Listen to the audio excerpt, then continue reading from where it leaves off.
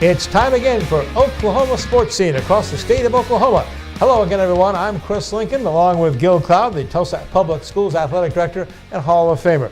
Gil, it's been a busy week, going to be a busy show, and I tell you, I'm really excited about having one of the legends of this area and an Olympic legend with us, Madeline Manning Mims. Having Madeline on, I tell you, she is a wealth of knowledge about the Olympics. I mean, she goes back over 50 years when she competed, 1968, and has continued her relationship as the chaplain for the Summer Olympics. Right. And I tell you what a great lady.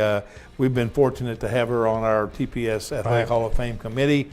She gives us so much there and so much knowledge, and what a great opportunity. And then, like you said, how busy are we? We've got baseball regionals, intercollegiate baseball all over the nation. We have the College World Series that's been going on. Softball. I mean, we've got it everywhere. And, of course, with everything else, with the playoffs and so on, in the NBA and the hockey and everything, just another day in sports. Love it. Tulsa Tough is coming to Tulsa, the June 7th and 9th, this weekend coming up. That's been a great event. It's been a great event for Tulsa. And, literally, I think we're going to find out today how important it is around the nation. Yeah. The Tulsa has found a niche, I think, with this particular type of activity, and we'll have a tremendous crowds. They're estimating over 70,000 people will be there, and of course, we'll still have Crybaby Hill. That's right. At the end. The St. Francis Tulsa Tough, June 7th and 9th, their executive director, Malcolm McCollam, will be here to talk about the race and all the changes they had to make because of all the recent tragic flooding we've had in the area here. And we have, of course, as usual, this time to start the month off, our Tulsa World Prep columnist, the best there is, Barry Lewis, to give us our Oklahoma Prep athlete and coach of the month, and a special guest with him as well. Eli Brown will join us, the director of athletics at Central High School, also the head boys basketball coach, was recently voted the Tulsa Public Schools High School Athletic Director of the Year. We're awful glad to have Eli join us with Barry. And Greg Summers, of the Tulsa Polo Club, will preview a big event coming up later this summer for polo fans, indoor polo. You'll find it interesting, I'm sure. All right, Coach, let's talk about Tulsa Roughnecks. They finally got back home to One Oak Field, and I'll be doggone, they lose to a Texas team. Austin beat them in some extra time there. Heck of a match, though. They now are 4-4-5. Some more matches coming up here in town, though. At least it wasn't a tie. That's right. No more ties. 5 ties. Oh, my gosh.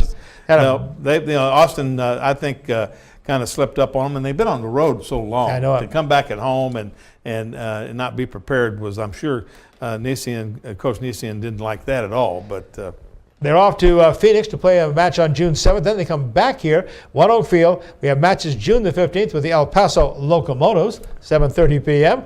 June 29th, the Real Monarchs, also 7:30 opening kick at One Oak Field. So Roughnecks soccer, a lot of it coming up in the month of June. Get out and support our Tulsa Roughnecks. Also want to say, Gil, good luck to the United States women's soccer team.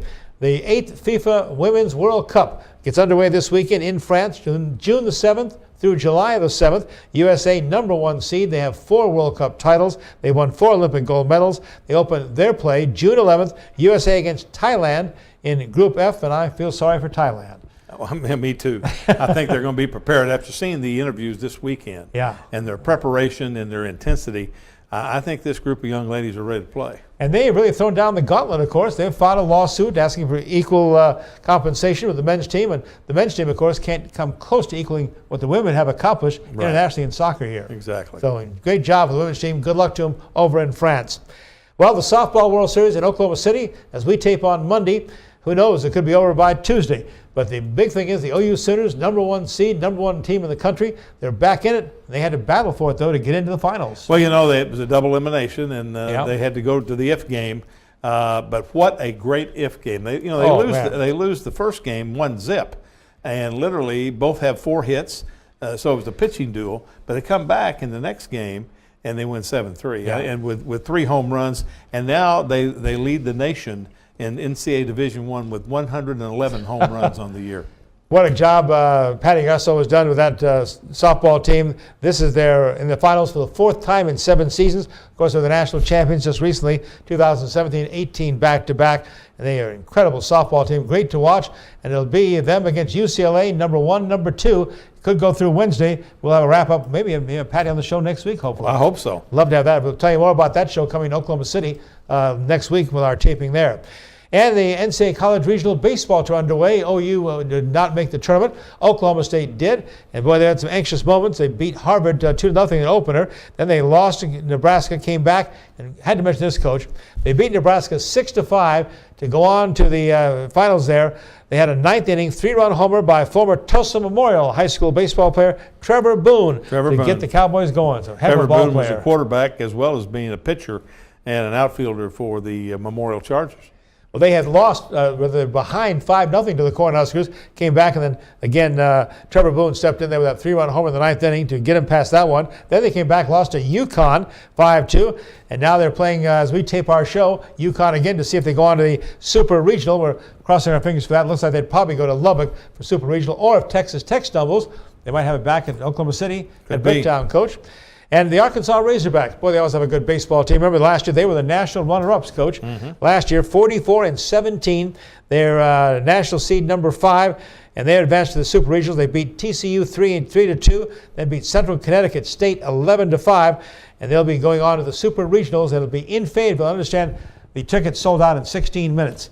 I don't think there's any question about that. The SEC baseball is awfully important through the SEC, and Arkansas acquitted themselves very well to get through that. And hope we have a couple teams then in the College World Series in this area. Arkansas and Oklahoma State, hopefully still alive for that. The 2019 College Baseball World Series in Omaha, Nebraska, June 15th through June the 26th. Always a great event, and Omaha has really made that a signature event for that city. Well, you know, what's really great about that is that Omaha's baseball and Oklahoma City's softball. That's right. You know, done a great job, both of them. Done a great job with both of those intercollegiate national championships. Our Tulsa Drillers came off with a good series for them over in Arkansas against the Western Division leader. They won 2 out of 3 there. The Drillers right now, as we tape our show on Monday with a day off on Monday, they're 29-26. They're 6.5 games behind Arkansas in the West. They've got some games coming up, June 3rd through the 9th, Springfield, Arkansas. Then we have June 17th through the 23rd. Frisco and Amarillo coming to Tulsa. A couple of good homestands coming up for the Drillers. And you know what really amazes me is as much rain as we've had, the Drillers' attendance is 22,000 above the same time that it was a year ago. That's incredible, but they have been so lucky to be out of town when we've had the storms. And great job for the Drillers. And, of course, we're looking forward also, Coach, to a big event this summer.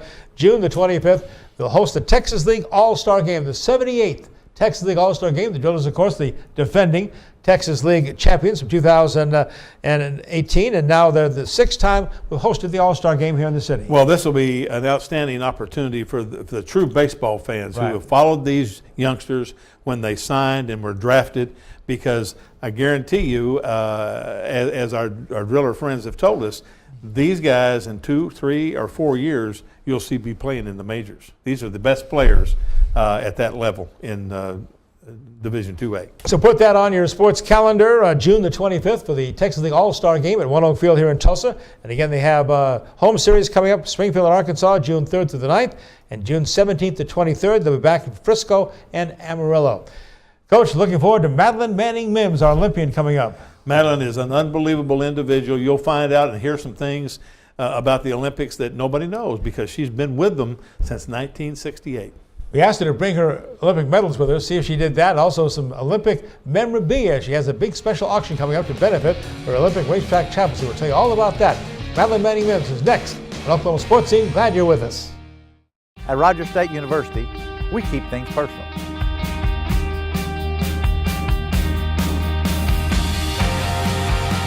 It all starts here. We make sure our graduates get the most out of their education. RSU has campuses in Claremore, Bartlesville, and Pryor, with on-campus housing and a wide variety of programs to suit your needs. It all starts here. Rogers State University. Jimmy's Egg now introducing a 55-plus menu. Thank you very much. We appreciate that. Special items and special prices for us a little older, I guess you'd say.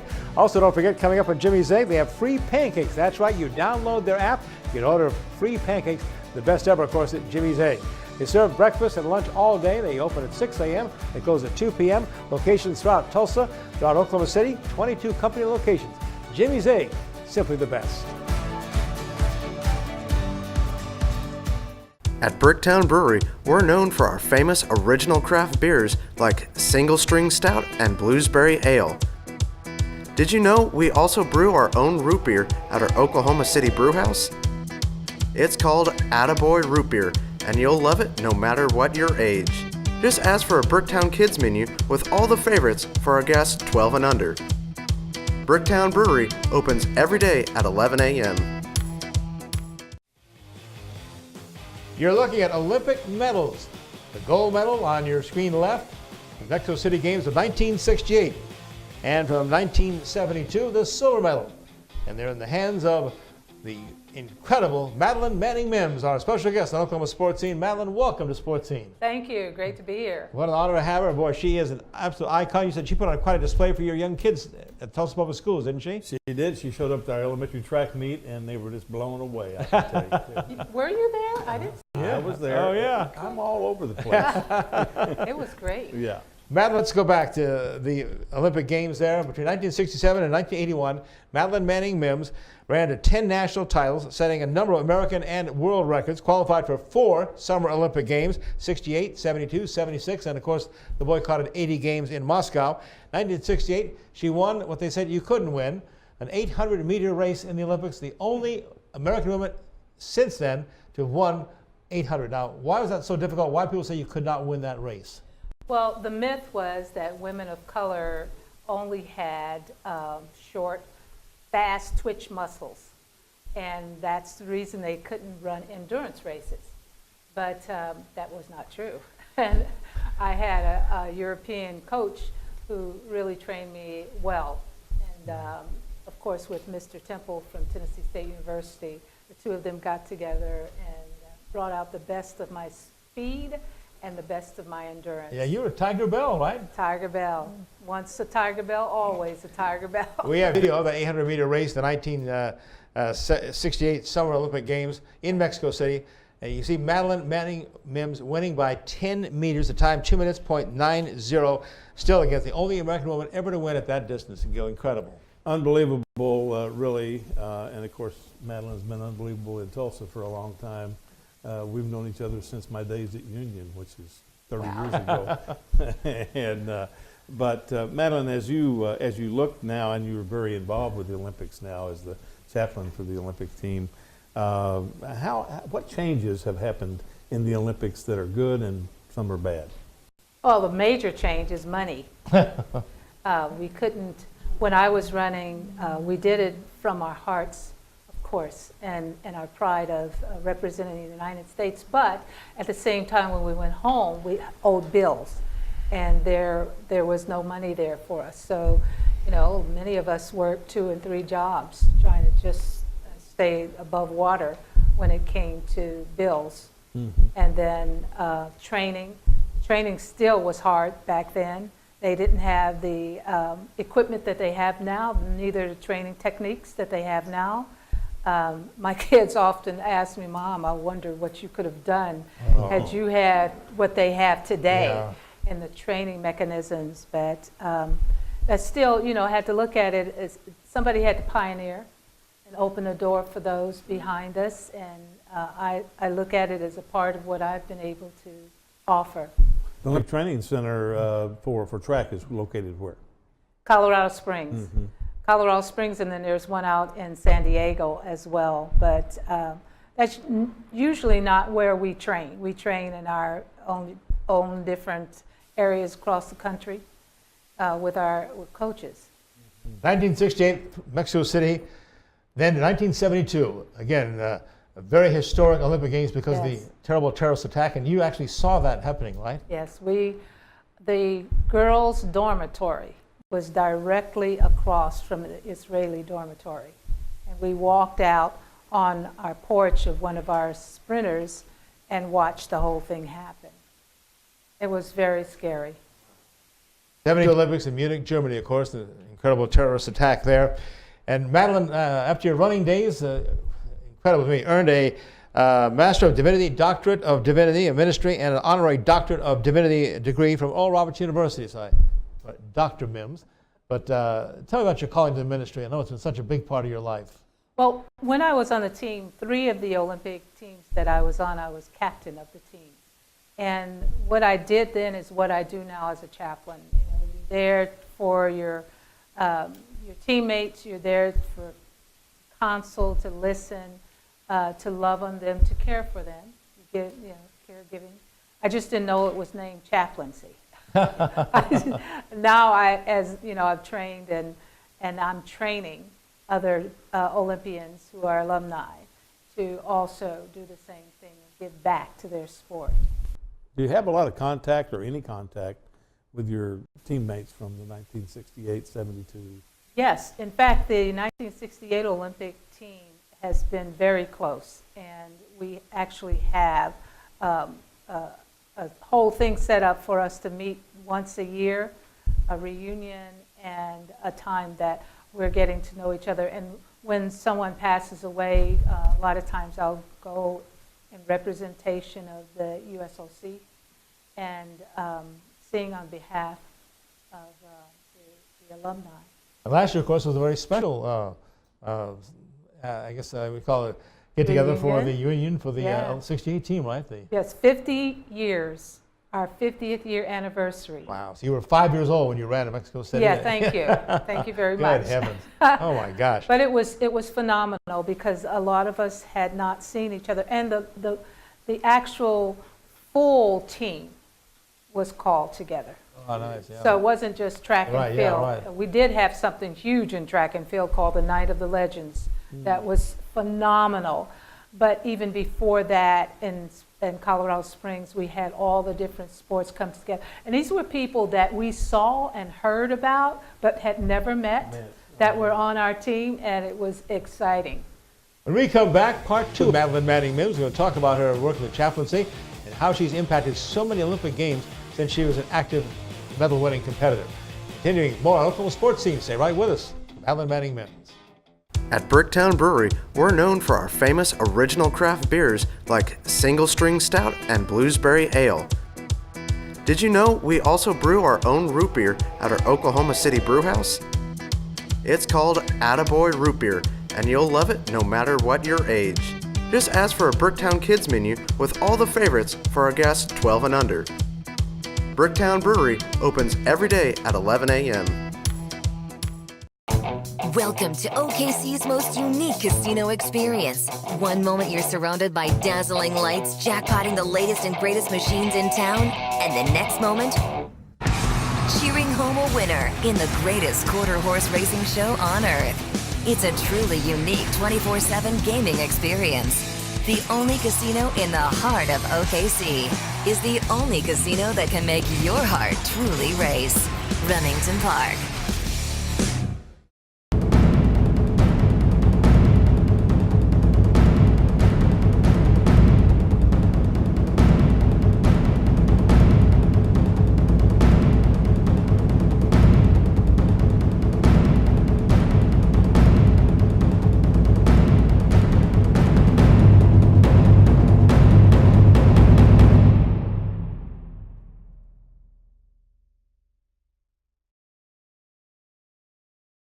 Welcome back to Oklahoma Sports Scene. You wondered where I was. I was playing peekaboo. But Madeline, we're back with Madeline Mims, and she has an auction, and it's for the United States Council for Sports Chaplaincy.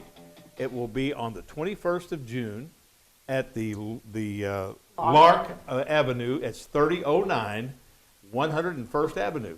And I think Chris has... Those are what, George Foreman gloves, George right? Foreman, it says keep punching. There you go.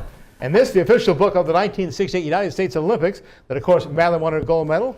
And here is Madeline winning her race, and she has, of course, signed it for you. And what I'm really excited about, look at this, too.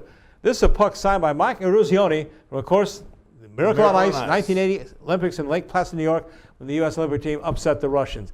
Just part of the memorabilia you can actually own by being a part of this auction again, Friday, June 21st at the Lark venue. Madeline has so much more. Madeline, what's this? Again, where did you get all these things, too? Well, first of all, this is a auction by the Olympians for the Olympians who will serve the Olympians. So the Olympic auction is helping to support alumni who were all different sports, winter, summer, Paralympians, the whole thing, that are being trained to be chaplains, as myself. Right. Yeah. And so they're going to do that, and we asked them if they would like to send some stuff in. And so this is just not even close to what's been sent in. This actually came from the United States Olympic Committee, and it's the 2012 plate. It's a sentimental plate that is sort of cool that I almost kept for myself. Very nice. I thought maybe Becky would like it. There you go. And some of these items? Yeah, these are items that were sent in. This is from Jensen and Blair and the young lady who took her shirt off from soccer. Chastain, yeah. Yeah, that's right. she signed her card that she got checked with. The referee's cards. The referee card. Yeah, Bart Connors and Nadia Comaneci. Signed gloves. Oh wow. Yeah, and what is this? This is from Greg Louganis. Oh, a great diver, sure. Yeah, the rag that you squeeze out the water with. Very nice. That was so interesting to me because I had never seen one before. And of course we have other like watches. Some people have sent in clothing, equestrians. I can't name all of them. The Olympic flag, a lot of polo material stuff with the official clothing sponsor of the United States Olympic team. A lot of polo jackets and sweaters and shirts and all. You can come and be sure to come to the auction and make your high bids. June 21st, that's Friday night, 6 p.m., the Lark venue, 3009 East 101st Street, all going to benefit Olympians, helping Olympians. And to me, Madeline, they've been an Olympic chaplain since when now? How many games? Since 1988. All the Olympics, summer, winter? No winter. Smart. I told them if they didn't want me hibernating, do not call me for the winter games. But we have chaplains there also. And I've been amazed and just startled by the fact that the Olympic Committee doesn't give you funds to even travel, right? Oh, no. Is that unbelievable, Gil? It is unbelievable. I mean, that's how you have to raise money for this. Yeah, this is a heart thing, You just loving your Olympians that are coming up, the Olympic hopefuls, trying to be there for them. Also, I actually learned how to do this on the teams that I was on being captain. Yeah. Because while I was being captain, I was also serving my teammates, and that's where it started.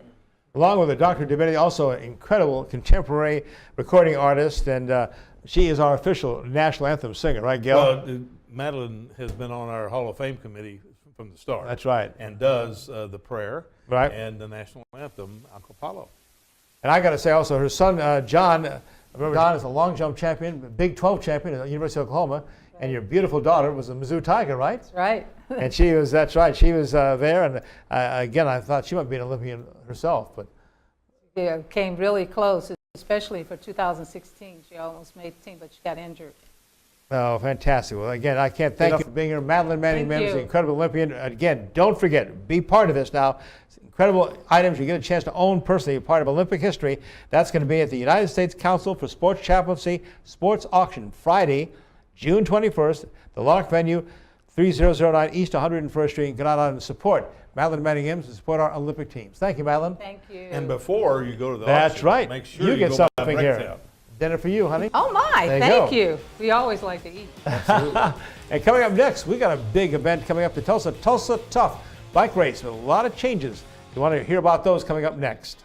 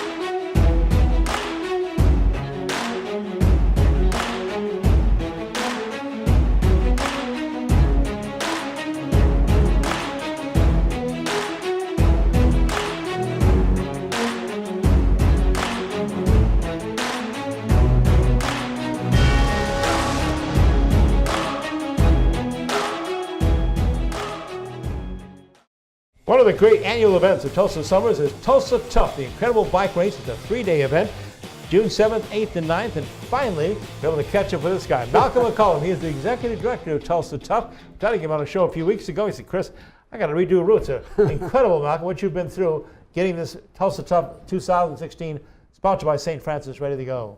Boy, when we came up with the theme Tougher Together and announced that in February, we had no idea. Mother Nature was going to put us to the test, and we're tougher together. We've scrambled, we've got things ready to go, and this event is happening in full living color. There's our full speed ahead. Tulsa Together there, and had a lot of rerouting to do then, I guess, right, with the flooding? We did. You know, the watershed up north around Bird Creek and Skytook, you know, those poor people up there that have had to deal with all that, and then, of course, the levees and the flooding around Sand Springs and out south, so there were a lot of people that were far more impacted in a very personal way than we were, but we had our challenges ahead of us as well. Malcolm, what a great thing for Tulsa to bring all these folks in, people from 34 states, 11 countries. True. That's incredible. And you told us, how long did it take to fill up the bracket? Wow, yeah. We set a record this year when we opened our registration in February. The top 2 men's fields filled up in 16 minutes. We were sitting there watching on the internet because we can watch this stuff live, you know, and we like opened the registration and nothing was happening. So I asked my production manager, Brad, I'm like, Brad, refresh it. He refreshed it, and all of a sudden there were like 150, 200, 250, Wow. 300. It just kept going, and it filled right up. This is the 14th St. Francis Tulsa Tough. Again, June 7th, 8th, and 9th, all around through downtown, the area of the city of Tulsa. 3-day festival that includes criterium races for amateurs and professionals, non-competitive Grand Fondo races, and a family-friendly townie ride, which I guess is something for everyone then, right? The townie ride is one of my favorite parts of this event. On Sunday at 2 o'clock in the afternoon, we do about a 5-mile ride that's free and open to the public. Everybody just comes down, they sign the waivers, they get the kids on the bikes, and they go around a little loop that we have, and the kids finish. We give them a little award medal, and it's just one of the most rewarding and fulfilling things that we do. You know, I think the Tulsa Public Schools is trying to give you some more performers in the future through Jason Wharton and some of those great guys in the bike club. They're giving away 200 bikes a year to elementary students who do not have those. And they're so excited when they talk about Tulsa Tough and the young kids. And our charge from our superintendent is by the time that every kid gets in the 5th grade, they will have been on a bicycle. Deborah is fully on board. Deborah Gist, our superintendent of schools. And I know Mike and Josh with the bike club. I love the things they're doing with those kids, and we're so supportive of that and love seeing the kids get out on bikes. You bet. Malcolm McCollam, executive director of Tulsa Tough. Let's talk about the history of this event. Sure. And right from the very beginning, 2005, and St. Francis Health Systems. The Warren family had really stepped up and been great supporters for you. It's amazing. They have been with us from the very beginning. Even when we were nobody, when we were knocking on doors with just a concept, they embraced the whole idea. And when we got started, they came to us even after year 1 and said, you know, Malcolm, what can we do to help make this the next big thing? We talked about it. They came fully on board, and they told me, you know, let's do this. I mean, our mission is to elevate the profile of Tulsa and to promote active lifestyles. And at that time in particular, Tulsa didn't necessarily have a bad reputation. We just weren't on anybody's radar. Yeah. And we needed something that would not only make us as Tulsans proud to be put a, you know, stake a flag on the map and say, you know, this is who we are, but something that would give the rest of the world, people coast to coast, people from other countries, a reason to take a look at us. And you know, I think we're getting there. You mentioned to us that you have the largest percentage of spectators of event on this weekend, and how many do you expect? The police have estimated somewhere between 50,000 70,000 spectators over the 3 days. Wow. And you know, that's remarkable for cycling, which is not exactly, well, it's kind of a niche event, and we're here in football country, and for a cycling event to draw those kind of numbers is truly remarkable. Well, that's a good thing in June, though. There's not a lot of football in June. Does the BMX have any impact on this at all? As far as we're concerned, if it's a bicycle, it's a bicycle. We love what's happening with the BMX and are excited about Tulsa being considered to be, a cycling hub with the BMX, with the St. Francis Tulsa Tough, with the stuff the bike club people are doing as a real model for elementary school children. So we're in favor of it. I've heard cycling organizations nationally, Malcolm, say that they would put Tulsa in the top 5 of all their events. And tell me why that is. What makes Tulsa, prize money obviously is a big factor, over 100,000 you said? When we talk to the participants that come from all around the nation about St. Francis Tulsa Tough and why do you come here, what we hear over and over and over again is really a reflection of the community.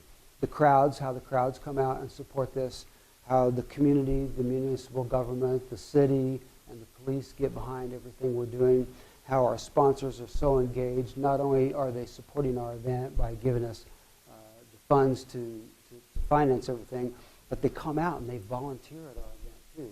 They volunteer as medical volunteers. They volunteer out in our fondos as SAG volunteers. They volunteer in so many ways, more than just writing a check. And it's noticed. It's noticed by the people that come here, the support of the community. Do you have a working relationship with the Tulsa Sports Commission? Absolutely. They're one of our sponsors. They provide us some in-kind support, and we're all in the same boat together here. Yeah, Ray Hoytenpat, of course, head of the Sports Commission and Visit Tulsa, was on our show, just the last show we had, talking more about the event and the great impact it's had on the city of Tulsa. And again, like you said, it served the purpose, taking Tulsa's name nationally and internationally. Well, I'm glad to hear Ray say that. When we started the event, we were not necessarily just trying to focus on economic development. We really wanted to focus on Tulsa's image, reforming the image.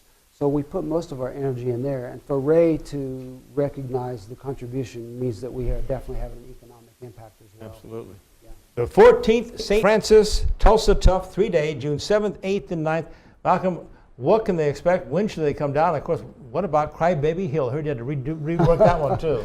Crybaby Hill is on. All right. Full speed ahead. Friday, we're going to start things off at 6 o'clock down in the Blue Dome District, and the evening will literally cap off with the fireworks with 5 laps to go in the professional men's race. Saturday, everything moves over to the Tulsa Arts District. Saturday, the Fondo riders will be going out into the countryside, riding 30, 60, or 100 miles. Sunday, of course, we're going to have more Fondo rides. We're going to have the Townie ride, and we're going to do Crybaby Hill once again, as we always have. We're attracting attention nationwide. It's kind of become the signature piece and the the icing on the cake of the weekend. So it's a great. I was wondering you had to kind of reverse it instead of coming up from Riverside. We did. We made the decision to flip the course around. We've preserved Crybaby Hill 100% where the party happens, and we did a slight reroute, and so the party's on. We have something for you then to enjoy. Bet. Take a little break here, Malcolm. Well, this week before they get here in town, go to Bricktown on us. Oh, well, thank you so much. I love Bricktown. Malcolm McCollam, Executive Director of the St. Francis Tulsa Tough, again in the June 7th, 8th, and 9th. Be part of that. It's a great event for Tulsa.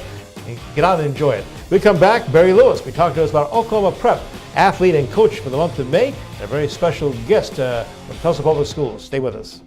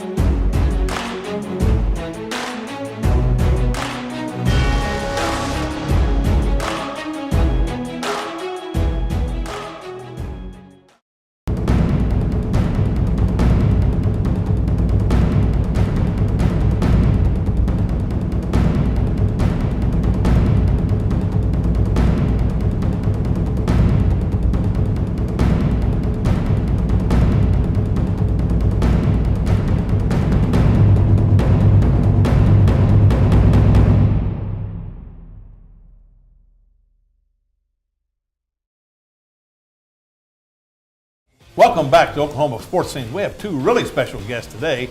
Barry Lewis, the man in high school sports Absolutely. reporting. And sitting next to him, our athletic director for Tulsa Central, Eli Brown. Welcome to Sports Scene. Athletic Director of the Year in Tulsa, Athletic Director of the Year in Tulsa Public Schools, you bet. Barry, let's first talk about a big event coming up for the Tulsa World. It's a fairly new event, but one that's really gotten traction and people are really enjoying it, honoring our prep athletes.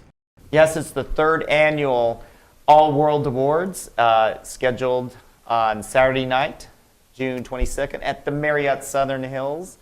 And it's an event where it's from 5 to 8 p.m. The dinner actually starts at 6. And there's still tickets available. You can go check those out at our website, on the All World Awards website. And it's an event where we honor the best high school athletes and coaches from the past school year. We bring in the best athletes from all sports that compete for an OSSA state title. And it's just a really great night. For someone who's not experienced it before, I would say it's sort of like the Tulsa area high school version of the ESPYs. So it's really a great night. Everyone who's been to the event the last couple of years has really enjoyed it. And we have finalists for all sports, and then we name Athlete of the Year in each sport, and then we have some specialty awards, Coaching of the Year awards, and Athlete of the Year awards. And then we're going to have our keynote speaker, Mecca Nanaka. Great motivational speaker, and it's just going to be an awesome night. We'll be talking more about that. We have an award winner with us right now we also want to recognize, because Eli Brown did a heck of a job as the Tulsa Public Schools Athletic Director of the Year. And Gil, it wasn't easy. He's been assistant athletic director. They had to step in to fill some awfully big shoes in a tragic time for Tulsa Central and for TPS. It was tragic. Tammy Altaffer, had been in the district for over 25 years as a coach and as an athletic director at Nathan Hale High School, and then the athletic director, assistant AD at Central, and then moved into the athletic director's role. And of course, her untimely death due to leukemia put Eli in a situation where he was the assistant athletic director, also the head boys basketball coach. And literally, Tammy was not able to come back almost all year. So he had to step in and be the athletic director, the assistant athletic director, and the head boys basketball coach, which he did a great job. And Eli knows that Eli and I didn't start out real good back when we first got together. Wow. And I can say this about Eli. He has grown as a man, and he's grown as an athletic administrator, and we're proud that he's leading Tulsa Central Braves. Thank you. Eli, talk about the impact Tammy and Gil had on your career. I don't know if I can put into words how big of an impact Coach A had on my career. She was very influential in the things that I tried to do as a coach and as an athletic director. She was always compassionate, and that resonated throughout everyone in athletics at Central High School. All our students understood how compassionate she was, how caring she was, but also how thorough she was.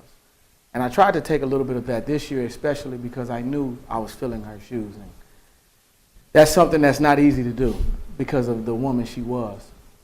And as far as Gil, he made the statement that we didn't start out on the best terms, but you start to understand what you need to do as a coach, as an administrator, to try to improve. And I felt I was trying to listen to what he was giving me in terms of advice, and take that advice and use it. And I didn't take it as criticism that was deconstructive. I took it as constructive criticism to help me. I know Tulsa Central, of course, is our oldest high school in Tulsa, right? So obviously that great history, great tradition, going back to what, Eddie Sutton is the basketball coach at one point? He was, and of course the history goes way back before that. They're winning state championships in the 20s. Wow. Yes. I believe our first was 28. My gosh. Is that right, Coach? Mm-hmm. Yeah, actually there was a time when Tulsa Central had girls basketball, which was unique because Tulsa Public Schools did not put girls athletics back in until 1977. Wow.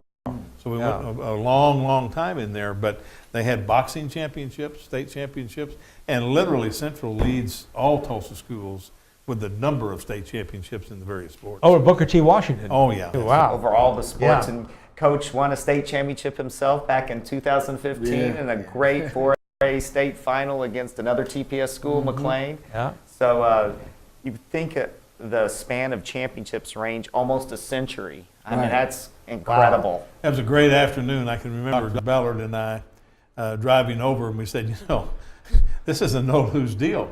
We're going to get a gold and a silver. Right.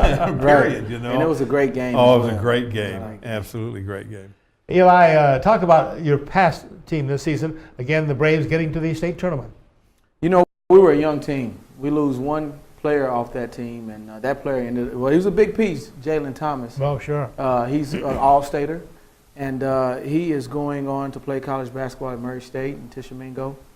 But that team got determined down the stretch. We had a run of 5 straight games where we had to win in order to make it to the state tournament. And those games were not easy, but those kids came together and fought, and they're a tough group of kids. Well, I want to apologize ahead of time in case you're out of focus or don't look as great. Our director in here, Joshua Stokes, his son Eli, you knocked his team out of the tournament. He said he was a heck of a player.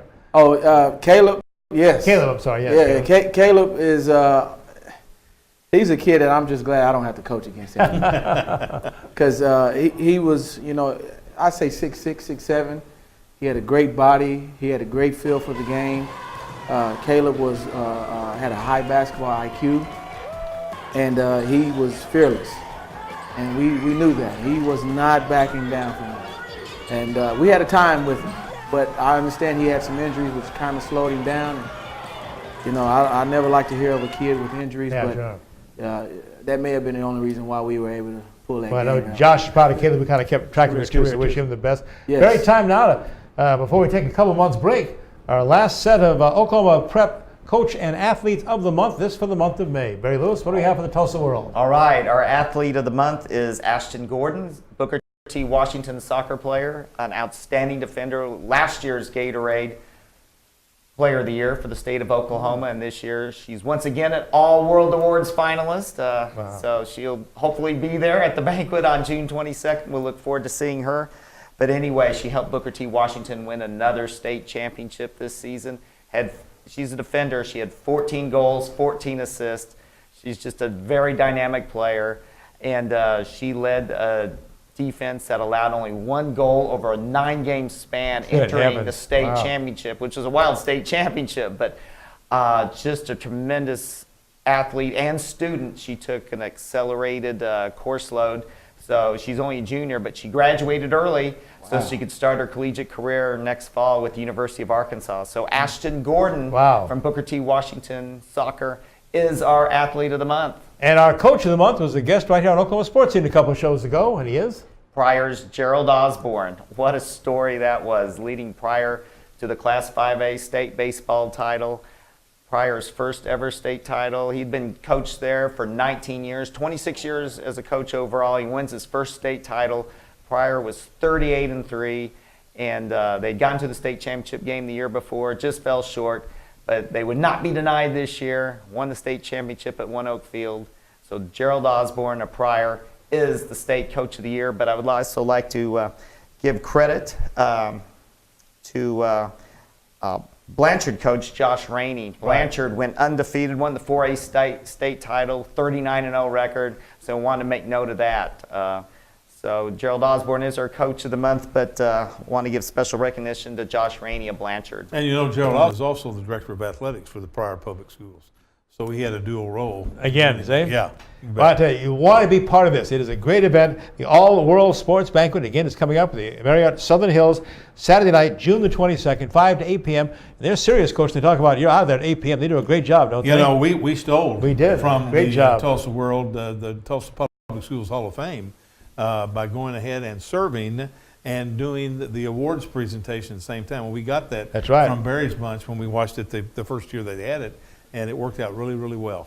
Looking forward to it. All right, I am too. It should be a great night. You bet. Tickets still available, so contact Tulsa World. They'll give you all the information as well there. And we have something for, well, especially for Barry Lewis. Now it's Bricktown Brewery gift cards. That's what Eli's going to get here, but especially for Barry Lewis. Barry, this is the last Jimmy's Aid card we have. Thank you. And Eli, we have Bricktown Brewery for you. I appreciate it. Thank you. Enjoy it. Both are great places. Yeah. Barry Lewis, the great prep columnist of Tulsa World. Eli Brown, the head basketball coach at Boys Central, taking to the 4A tournament this year, and our Tulsa Public Schools 2019 Athletic Director of the Year. Madeline with us. We'll be right back with more of Oklahoma Sports Scene. Stay with us. At Bricktown Brewery, we're known for our famous original craft beers like Single String Stout and Bluesberry Ale. Did you know we also brew our own root beer at our Oklahoma City brewhouse? It's called Attaboy Root Beer, and you'll love it no matter what your age. Just ask for a Bricktown Kids menu with all the favorites for our guests 12 and under. Bricktown Brewery opens every day at 11 a.m. 1, 2, 3 o'clock, 4 o'clock, rock. 5, 6, 7 o'clock, 8 o'clock, rock. 9, 10, 11 o'clock, 12 o'clock, rock. We're gonna rock around the clock tonight. Remington Park is now officially open around the clock. That's right, we are 24/7. We're gonna rock around the clock tonight. We're gonna rock till broad daylight. Gonna rock around the clock tonight. So when we say the party never ends, you better believe it. Remington Park, now open 24/7. Each week we talk about the GTR, and we know for a fact that Forrest Cameron and his wife Sharon put out a tremendous paper. Well, I brought all 6 of them today. I'd like for you to see them. The Union Boundary, and here is the Owasso Rambler. And if you live in Bixby, how about the Bixby Breeze or Broken Arrow, the Broken Arrow Express, Jinx, District Gazette, and then of course the Tulsa Midtown. All of those, the GTR. If you haven't had an opportunity to read one, do it, and you'll be proud of it. Another great summer event coming to Tulsa. It's June the 15th, and it's going to be called Mallets and Moonlight. It's polo, and not outdoor, but indoor polo. Talk more about that is Greg Summers with the Tulsa Polo Club that goes back to 1954. And again, we'll talk about this, how polo has a great history in this city of Tulsa. It does. There's been polo teams here that have went to Florida. 4 or 5 different teams have went to Florida, and with all the polo in the park and at Green Hill Farms, it is a rich history here. So how many teams will be? Just 2 teams? Just 2 teams will be participating in this event. So they'll have indoor polo. It's a little different than the outdoor polo, but 2 teams, yes. What's neat about this, too, is it is really a great social event, which, of course, that's what polo is all about, obviously. There'll be, mentioned again, at the Bridle Creek Horse Ranch. That's 5811 Roper Road in Sperry, just 10-15-minute drive from the city of Tulsa. And it also benefits our great friends at the Center for Individuals with Physical Challenges. And great charity, and done a great event with us. Yes, it is. Yes, it is. We're really happy to be involved in it and be able to help them out and be in a really nice event. What modification do you have? Do you have fewer participants? Yes, sir. We have, instead of 4-on-4, we have 3-on-3 for the indoor, just for the smaller venue. And the umpire's still involved, and so it's a little faster game. The ball is like a miniature soccer ball, so the ball is actually bigger than the outdoor ball. A little easier to follow. Yeah. Yes, sir. The surface is dirt. A little bit softer than the field outside. Now, this polo match also includes an evening of course, dining, dancing, and drinking. There's champagne, of course, at a polo match. You have to have that. Music by Banana Seat. It is a great social event, a great social evening. It goes for a great cause. We're going to have a great time with this. I've hosted a couple times myself out there, and Lori and their group do a great job with the center, and they just have over 1,600 members of all ages and their families. Their caregivers as well that use the center services every year. We just opened, in fact, that big new gym they had, that fabulous place, the Hardesty Center out there. And we had their Shoot for the Hoop Center, so they're doing a great charity event there. Again, a bit different game, but it should be fun to be indoors though, and don't worry about the weather for a change. Don't worry about the weather. It won't be too hot. It won't be too cold. It'll be indoor, and all the party and everything will be indoor this year. And again, it includes tickets are available, of course. Check with the center. And also online, just go to check Mallets and Moonlight. And again, the event starts at 6 p.m. Is that the correct time? Yes, sir. 6 p.m. starting again. It's been moved, though, not Mohawk Park outdoors, but indoors, Bridle Creek Horse Ranch. And it's going to be 5811 Roper Road in Sperry. So get your tickets, get out there, and enjoy some great polo. And we have something for you to making the trip out here. Before we start playing polo, let's go to Bricktown. Have lunch and dinner on us at Bricktown Brewery. Thank you, guys. Thanks for joining us. Greg Summers with the Tulsa Polo Club. We'll be back with more on Oklahoma Sports Scene. Stay with us. 30 years ago, a race began. along a quarter mile of dirt and dreams in Oklahoma City. Today, with the biggest prize money and the best horses, that glittering quarter mile is home to the best quarter horse racing on earth. Remington Park proudly presents our biggest quarter horse season ever, celebrating 30 years of hard racing fun. World's best, OKC's own, Remington Park. I bring Tulsa's voice to Oklahoma City and Washington.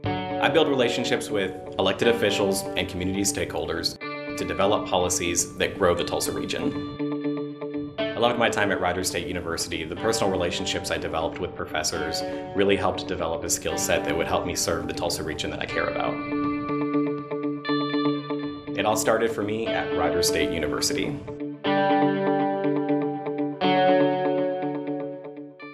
Remington Park just closed out the nation's outstanding quarter horse, Appaloosa, and paint race meet. With a wrap-up of their Champions Night this past Saturday, let's go to the track in Dale Day. Remington Park put a wrap on the big 2019 season this weekend with the richest race in Oklahoma, the Heritage Place Futurity, and the top race for older horses, the Remington Park Championship, leading the way. The Grade 2 Heritage Place Derby was a great lead-in race to the richest race in Oklahoma. Charlie's Fury was an impressive top qualifier in trials for this 400-yard event. They're off in the Heritage Place Derby. Charlie's Fury comes away well enough to avoid some contact, but out best, VF Jetta returns. Coming on, Viva La Don from the middle, Apolitical Pence now on the lead toward the inside. Apolitical Pence is up by almost a full length and trying to draw away. Viva La Don chasing. Here comes Charlie's Fury with one more try farther outside. Apolitical Pence will hold on to take the Heritage Place Derby by a half length. Apolitical Pence storms home to win the Heritage Place Derby after winning his trial convincingly. Apolitical Pence, owned by Dunn Ranch of Bismarck, Missouri. Trey Wood trains Ricky Ramirez, the winning jockey. Ramirez has won the last 3 Heritage Place Derbies. Second was number 5, Viva La Don. Third, the 9, Charlie's Fury, the top qualifier. And fourth, the 1, Doc's Kansas Rep. Oklahoma's richest horse race, the Grade 1 Heritage Place Futurity, featured top 2-year-old qualifiers, J number 7, and Jesse's Dash Air. They're off in the Heritage Place Futurity. Out sharply outside, Uptown Babe is on the early lead. Coming on inside, Favorite Shake, J number 7. Now emerging, Uncle D into high gear. Coming on is Just B1. It's Uptown Babe on the far outside rolling. Uptown Babe got the great start and defeats Uncle D and wins the Heritage Place Futurity. Flying from the outside from the start, Uptown Babe wins the richest race in Oklahoma, the Heritage Place Futurity. Earlier this season, she was third in the Remington Park Futurity, finished second in her qualifying trial, and then wins the biggest race. Uptown Babe, owned by Sam Green of Monette, Missouri. Pedro Hernandez-Polito trains. Rolando Rodales, the winning jockey. Uptown Babe pulling an upset in the Futurity. Second was Uncle D. Third, Jesse D. And fourth, Just B1. The top older horses in quarter horse racing were next in the Grade 1 Remington Park Championship. Last year's winner, Jesse's First Down, was making his first start of 2019, now at the age of 8, trying to defend his title in the race. LD is back, winner of the Leo Stakes in May, was just one of the top contenders going 440 yards. They're off in the Remington Park Championship, a stumbling beginning by Jesse's First Down. He's last in the early strides. Out well at the rail, Political Traction coming on. Pawpaw's Paint farther out. Mimor Secreto running a huge race. LD is back, needs a lane. Halfway home, it's Political Traction. Here comes Mimor Secreto farther out. Pawpaw's Paint and farther out. Tough to Be still there, but Political Traction got the jump and gets the win in the Remington Park Championship. Political Traction from the inside used a great start and rolled for 440 yards to take the Remington Park Championship in a slight upset at 3-1. Rogelio Marquez and Kathy Robinson of Claremore, Oklahoma, the owners. Rick Robinson trains his second victory in the Remington Park Championship. James Flores rode Political Traction to a nice dominating run. Heavy favorite Jesse's First Down stumbled leaving the gate and had no chance. Finishing second was Mia More Secreto, the 9. Third, the 10, Tough to Be. And fourth, the 7, Pawpaw's Paint. Other top winners on Champions Night at Remington Park. The Remington Park Distance Championship went to Madewell in the 870-yard event. Then in the Juno's Request Stakes, the race where all the jockeys wear all pink, A's and J's from the inside scored the Grade 2 Juno's Request. And finally, for the richest race for paints and Appaloosas in the world, the Speed Horse Grand Futurity, DTL Chase and Tail wrapped up a great season, winning for the 4th straight time and winning his 2nd consecutive Futurity event, the Speed Horse Grand Futurity to DTL Chase and Tail. The big Champions Night card wrapped up a great season here at Remington Park, over $2 million in total purses. Now we take a few weeks off and start gearing up for the thoroughbred season, which begins on August 23rd. At Remington Park in Oklahoma City, I'm Dale Day. Now back to Sports Scene. And now they look ahead to the Thoroughbred Race Meet at Remington Park this fall, starting August 23rd, running through December the 15th. 67-day meet of some of the best thoroughbreds around this country. 32 races, boasting purses, $3.7 million. Couple of horse racing notes for you. The Epsom Derby was run this past week at Epsom in England, just outside of London. Their 240th running of their Derby, as they call it. Anthony Van Dyke won the Epsom Derby. For a longtime friend of ours, Aidan O'Brien, the great trainer of Ballydoyle, the Irish trainer, had 7 in the race and over 20 horses running.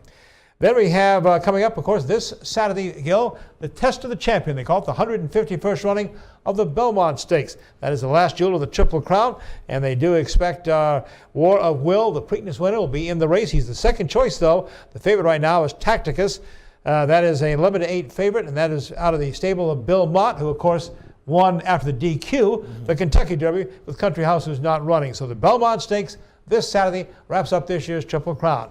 But we have a big event in Tulsa as well, not the Belmont, but a big golf event. Absolutely. The 21st annual TPS golf tournament will be at La Fortune Park, 5501 South Yale. You still have an opportunity to call our office at 918-746-6453 and register for the golf tournament, or call the golf course and they'll get you in. I know this is on Wednesday night, but we'll be ready to go on Friday, and it's supposed to be a great day Friday. We have prizes, gifts. Today, I think Kathy Barkley brought in an OU golf bag. Ah, nice. And also a number of other things we have. So we're looking forward to having a great crowd at La Fortune on Friday, June 7th. And our next Oklahoma Sports Scene show taping on June the 10th, Monday, takes us to Oklahoma City for the first time, Coach. We'll be at Oklahoma City. I have the Oklahoma Athletic Directors Association is having our annual meeting there, and so I told Chris, I said, well, we ought to just do our taping there. So we're going to be at the original Bricktown, the very first Bricktown in Bricktown in Oklahoma City. Right there by Peak Arena. We hope to have some of the Oklahoma City Thunder join us. OU and OSU hope to send us representatives as well. We've already confirmed Barry Trammell, the outstanding sports columnist of the Daily Oklahoman. And we know we'll have Scott Wells or Dale Day Summit from Remington Park to wrap up the quarter horse season and, of course, preview the thoroughbred season. And a few surprises probably in Oklahoma City as well. We'll have Mike James from the Oklahoma Athletic Hall of Fame will be there as well. Just right around the corner, actually, from Bricktown. So it'll be it should be an outstanding show. That's Monday. That's the 10th of June. We'll be taping probably sometime in the afternoon. We'll check on that. Come down and join us there. And we'll, of course, look forward to having you watch us on another Oklahoma Sports Scene statewide in Oklahoma. Thanks for joining us.